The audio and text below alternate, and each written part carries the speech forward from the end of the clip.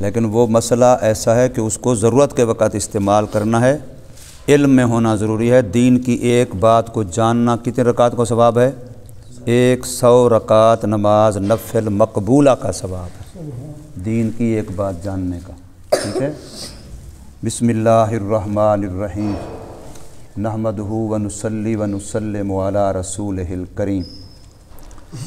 مسئلہ یہ ہے کہ یہ میرے پاس کتاب ہے، اس کا نام ہے تحفۃ الالمعی شرح سنن ترمذی، جامع ترمذی سیاہ ستہ کی حدیث پاک کی کتاب ہے۔ لکھنے والے اس کے ہیں حضرت اقدس مولانا مفتی سعید احمد صاحب پالن پوری، محدث دارالعلوم دیوبند۔ دارالعلوم دیوبند کے یہ استاذ تھے، وہاں ترمذی شریف حدیث کی کتاب پڑھاتے تھے۔ تو مسئلہ یہ ہے کہ ظہر کی نماز فرض سے پہلے 4 رکعت نماز سنت مؤکدہ ہیں۔ ظہر کی نماز میں فرضوں سے پہلے کیا ہیں؟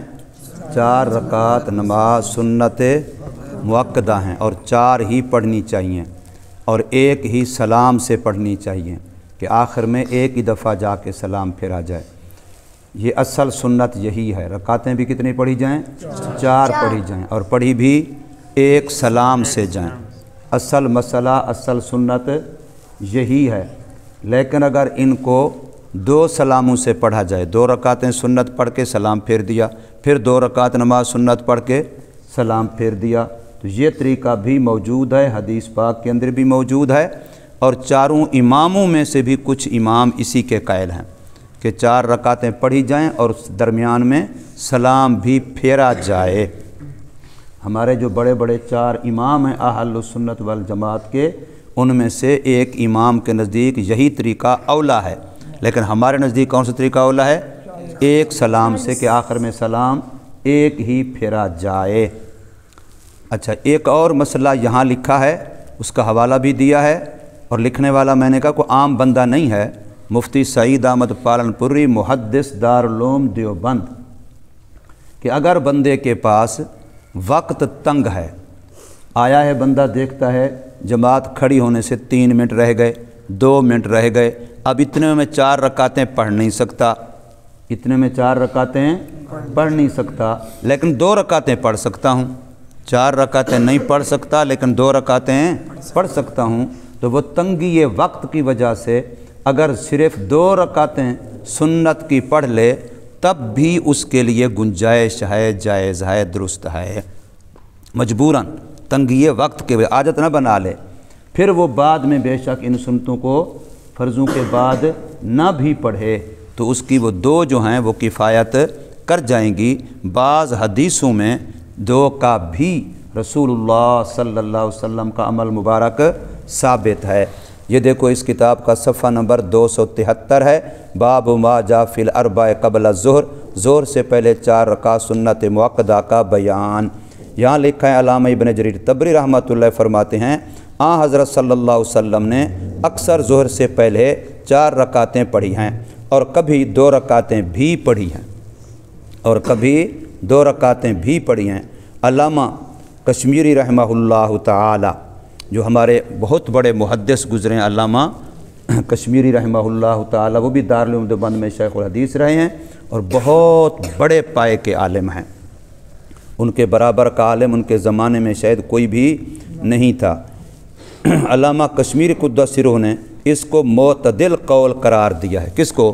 2 والے کو، اور گزشتہ ابواب میں یہ بات بتا چکا ہوں کہ ظہر سے پہلے 4 رکعت سنت مؤکدہ کی بھی روایت ہے اور 2 رکعت کی بھی روایت ہے، اور دونوں روایتیں صحیح ہیں۔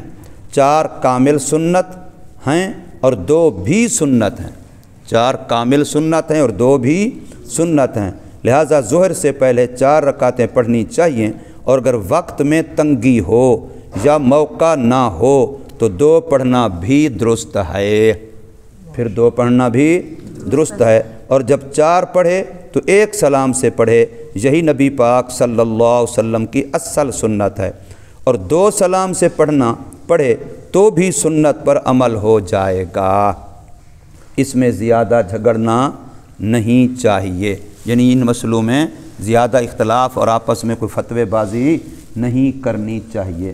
مطلب بتانے کا آج میں نے ظہر کے وقت تنگ تھا تو میں نے سنتوں کی نیت کر لی، اب مجھے تو مسئلہ معلوم تھا، میں نے 2 کی نیت کی تو کائیوں نے مجھے دیکھ کر کہا اچھا اس کا مطلب ہم بھی 4 پڑھ لیں۔ اب میں 2 سے فارغ ہو گیا، ان کی سنتیں ختم نہیں ہوئی تھیں، اب نماز کا وقت ہو گیا، اب اگر میں نماز شروع کرا دیتا ہوں ظاہر ہے ان بیچاروں کو تو درمیان میں سنتے رہ جائیں گی، ان کو جو کہ مسئلے کا پتہ نہیں تھا، اس لیے میں نے مناسب سمجھا کہ میں یہ مسئلہ بحوالہ باقاعدہ کتاب سے آپ کے سامنے بیان کر دوں، لیکن اس کو یہ نہیں سمجھنا کہ لو جی سہولت مل گیا اندہ تو ٹرخاؤ 2 پر ہی، ہیں جیسے مولوی لوگ تلاش کرتے ہیں نا سہولت، تو یوں نہیں کرنا، بلکہ پڑھنی کتنی ہیں؟ 4 ہی پڑھنی ہیں اور 1 سلام سے پڑھنی ہیں۔ لیکن اگر کبھی تنگ وقت ہو، مجبوری ہو، کوئی اور کام کاج ہو کہ بعد میں بھی جلدی نکلنا ہے تو پھر کیا کرے؟ 2 بھی پڑھ لے، تب بھی سنت پر عمل ہو جائے گا۔ یہ بات صرف میری نہیں بلکہ دارالعلوم دیوبند کے محدث کی ہے، اور انہوں نے بھی باحوالہ کہی ہے، علامہ ابن جریر کا حوالہ دیا ہے اور علامہ کشمیری رحمہ اللہ تعالی کا حوالہ دیا ہے۔ اللہ تبارک و تعالی ہمیں دین کو سمجھنے کی اور اس پر عمل کرنے کی توفیق عطا